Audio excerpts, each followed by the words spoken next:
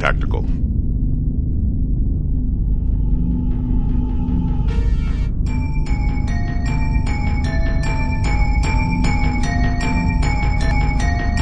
Deploying.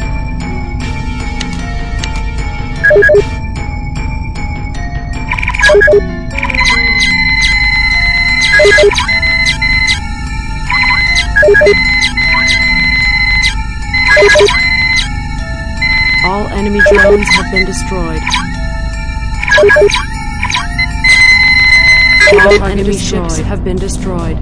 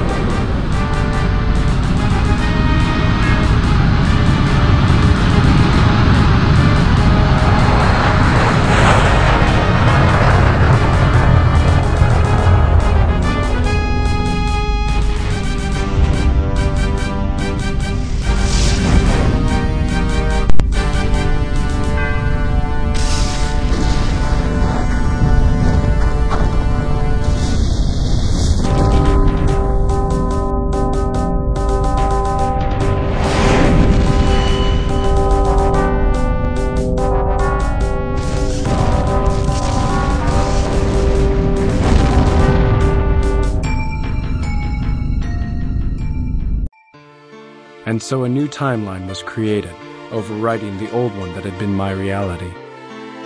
There was no material evidence that the alternate timeline had ever existed. All I had were my memories, and I knew that these would fade until the alternate timeline was really gone forever.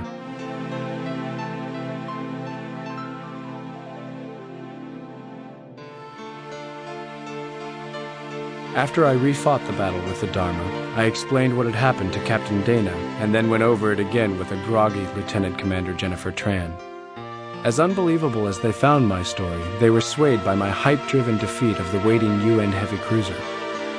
They were even further convinced that something extraordinary had happened to me when I exposed Poole as the traitor and produced the evidence of his activities. Poole was placed under arrest and sealed in his quarters to await trial on Earth. They agreed to my unusual request to go with the science team on the first run down to the surface of Persephone. The planetary lander once again made the trip from the Jericho to the Lexington and then down to the surface of the planet, this time with a crew of 5. I walked the science team through the gateway activation sequence inside the ancient installation. I took the science team leader in confidence and told her that I intended to go through the gateway once it had been calibrated, and I exacted a promise from her that she would destroy the gateway control mechanism once I had stepped through. I was waiting at the foot of the gateway when I heard the familiar whine build up and saw the beginnings of the space-time vortex forming. I stepped through and left the year 2134 behind me forever. As I record this, I am sitting on a raft that floats on a large but gentle lake just outside my house. I have lived in this ultimately comfortable house for about 5 years, ever since my arrival here. I wanted to make a record of my strange adventures before the memories disappeared. When I went through the gateway back in 2134, I materialized once again at a point 150 years in the future.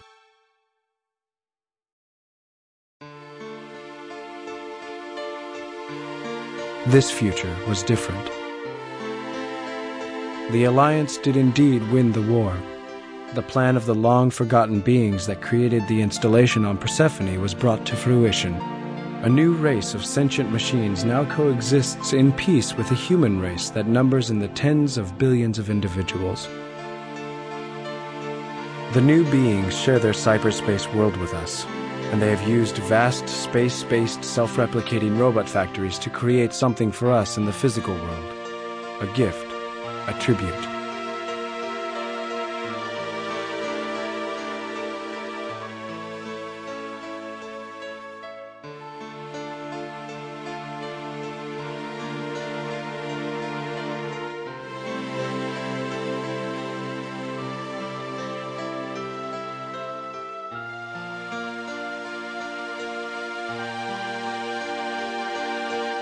The Earth is gone. In its place is a Dyson sphere, a vast hollow construction that surrounds the Sun at the same distance the Earth once orbited. Continents and oceans lie on the inside surface of the sphere, forming an Eden-like landscape that is for all intents and purposes endless. For the Dyson sphere has enough surface area for 1 trillion Earths. It will take a good many millennia for the human race to completely populate its new home. Meanwhile, the new beings that we now share the universe with are living on the outside of the sphere. They pursue the basic questions of existence. They have launched the first intergalactic ships.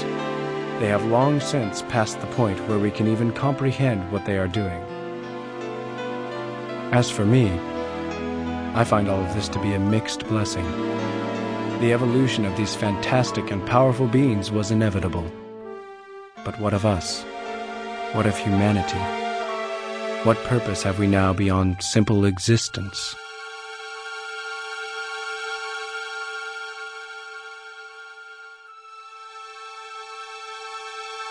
And what of the other me? The one that was stranded in the grim and decaying future of the alternate timeline? Did I die?